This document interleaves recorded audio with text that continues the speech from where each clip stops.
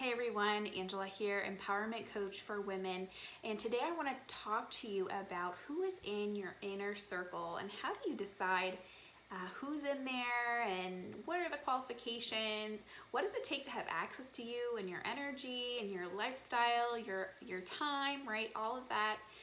So I really want to talk to you about this because a lot of my clients and me as a human being, right? We all have this. We have somebody in our lives, or a few people, or maybe it's a group of people who come in and really maybe bring the energy down, bring the vibe down. They're not maybe seeking their own growth. Maybe they're bringing drama. They're maybe being manipulative, lying, whatever. I could go on and on and on. But we all have like someone that we know that's kind of like, oh, like it's just so unpleasant to deal with them. And that might be a family member or a friend, kind of in a friend group or whatever, how that looks.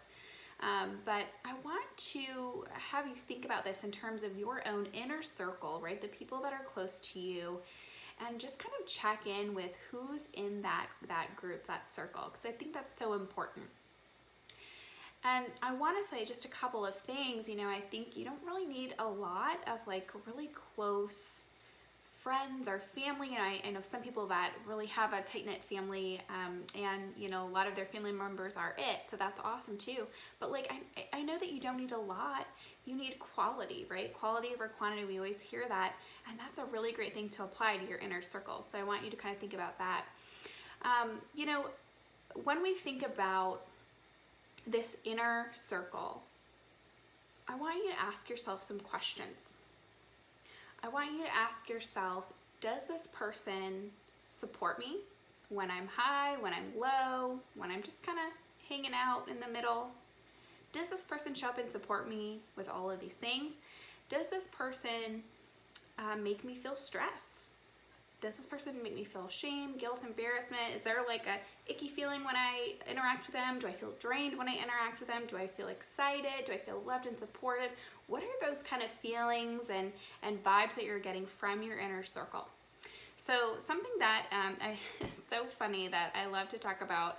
I have a really close friend that lives here, really close to me in Orlando, and when I was getting married, I had all different folks from different parts of my life, my family, my friends, as my bridal party. And we got together for some different events like the bachelorette and the events before leading up to it. And she just saw like the teamwork and the happiness and the fun and the love, and she said to me, I don't know what else to say other than you pick a really solid friend group. And I was like, you know what? You're right, I do. And that's because I take myself and my inner circle and my energy and my time very seriously now. And I'm like, these people have to be, right, meeting the criteria to be in here, around here. And so anyways, I think that's so funny that she noticed that and said that. But, and because she said, I would even hang out with your friends if you're not even here, right? Friends that she met through me. So it was kind of funny she said that, but I was thinking about it. I was like, yeah, that is so, so true. And I know a lot of people that I work with really can't say the same. So they're kind of struggling with maybe the comparison piece. Maybe there's some drama happening, right? And it's just exhausting. It can be so freaking exhausting. And really, like, it can really play with your emotions in a way that I think there's sometimes where we feel like we have to hold on to certain friendships or even family members, keep those close relationships because of obligation or history, or we think that we can help them or serve them in some way.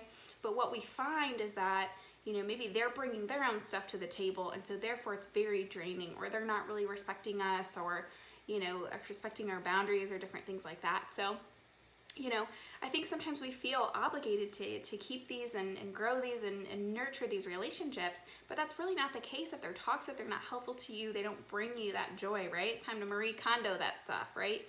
So I want to know what qualities are important to you in your inner circle.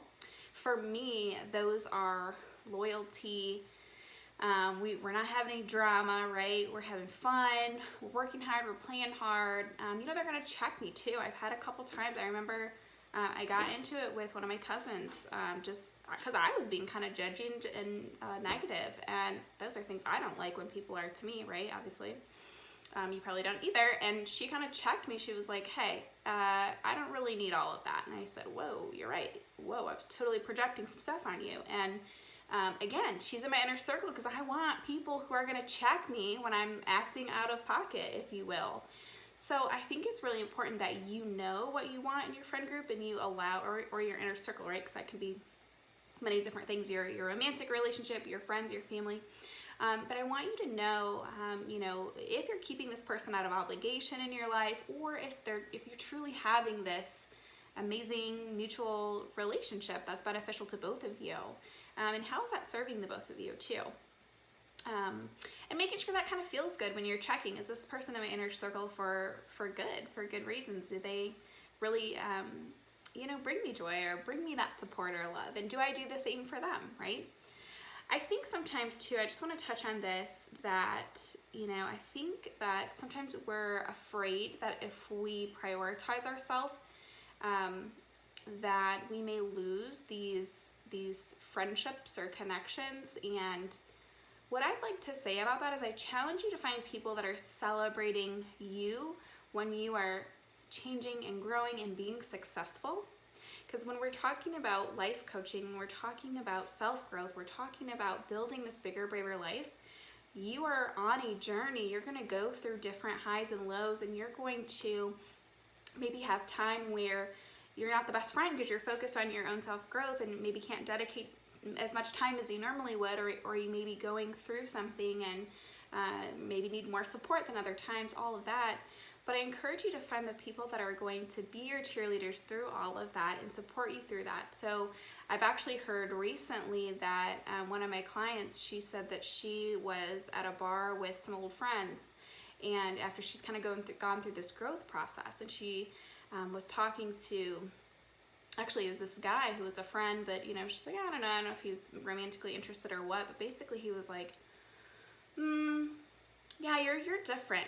You're kind of too cocky for me. Like, I'm good. And she's like, presenting in no way cocky, but she's definitely been working on her confidence, which is so exciting, because that's what we're doing here in this work, and that's what she wanted. And she's like, actually, I'm good. I feel really good. I feel confident about myself, and that's it. That's good for me. So if that's not for you, that's totally fine, but we're good, right? So she was able to kind of say, you can take a walk if you don't like what's all up in here. So I was really excited to have that happen and share that with you. But again, it's like when people see you growing and maybe see you come from this different place and you're not the same, that could spark some stuff in them, and then they can kind of get a little maybe negative about the growth that's happening for you. So you got to really check that and watch that. And is that taking up space in your life too, or holding you back from wanting to grow? I think that can be scary, but also, for me, going through the many growth processes that I've been going through, I've definitely lost out on some folks that made me sad, because I was like, oh, they were cool people, but I've also gained so many amazing connections, and like I have this amazing relationship with my husband and my friends, my colleagues, my coaching group of friends. Like, I'm just so thankful for all these relationships that I get to have now that I'm kind of growing and getting to a level of people that's like really on the same page with me, and we're able to really support and even help each other really climb the stairs in our journey, if you will. So that's really exciting. But I encourage you to kind of think of that in those ways. And I mean, I remember there was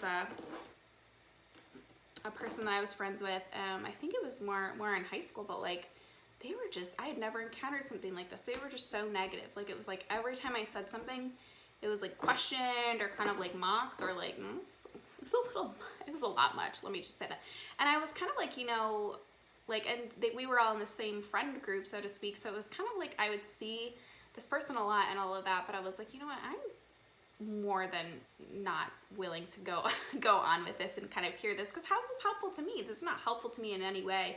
You bring your negative stuff or pessimistic stuff in and around here.